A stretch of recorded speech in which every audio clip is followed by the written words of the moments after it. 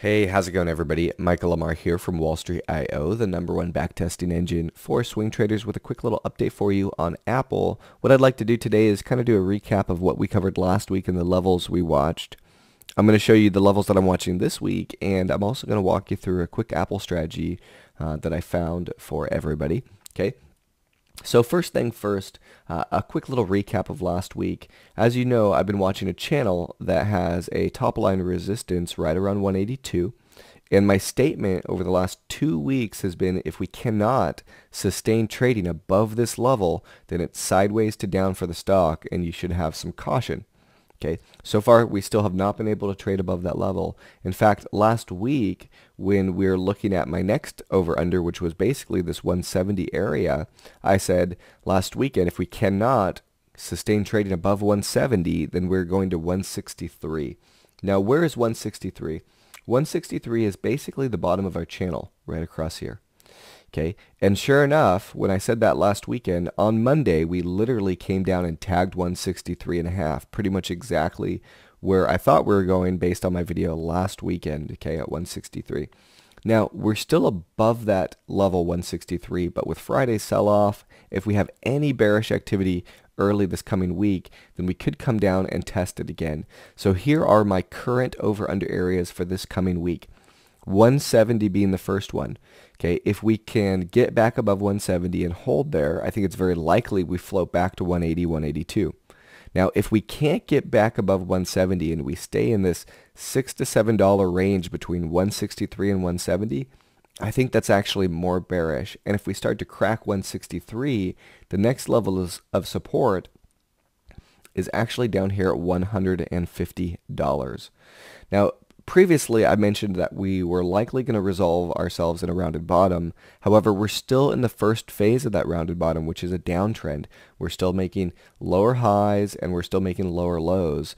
The definition of a rounded bottom is basically 3 phases. You have a downtrend, you have a sideways channel, which is defined as level highs, level lows, right? So you have a little channel, and then you have an uptrend. Okay, so these are 3 phases, phase 1, phase 2, and phase 3. We're still in phase 1 because we're still making lower highs and lower lows. As soon as we start to base and make level highs, level lows, we'll be in phase 2, and then we can start watching for a big curl. Now, I have a really great strategy that I want to give you right now that has been doing a great job of both catching the big rallies and averting some of the big drops. And I want to give that to you right now. So as you can imagine, in my account, I have a bunch of really great strategies because, well, I use the software a lot, right? So when I look right now at my strategies for current stock, which is Apple, I can basically take these and sort my own personal strategies by a bunch of these great factors. I could find the ones with the highest risk reward, the ones with the best batting average, or the smallest average loss, or the smallest average drawdown. Now what I'm going to do is I'm actually going to sort this by the strategy with the highest annual return. And I'm going to go ahead and click on that strategy right now. As you can see from the chart, you can see that I now have these shaded regions on the chart. These shaded regions actually highlight for me exactly when this strategy fired. Okay, so you can see lots of nice long green bars right here, and basically these green bars or shaded regions are highlighting the big bullish trades that happened. So very, very nice long trades, very small losses. In fact, when we take a look at these stats, they're pretty remarkable right now. 3.1 risk reward, 65% batting average. This trade happens about 6 times a year, so it's a longer trade. In fact, when we scroll down and look at the stats, right, we can see that the win length is about 29 days. It's a little bit over a month. These are trading days. I figure about 22 trading days in a month, so 29 is a little over a month, maybe a month and a week.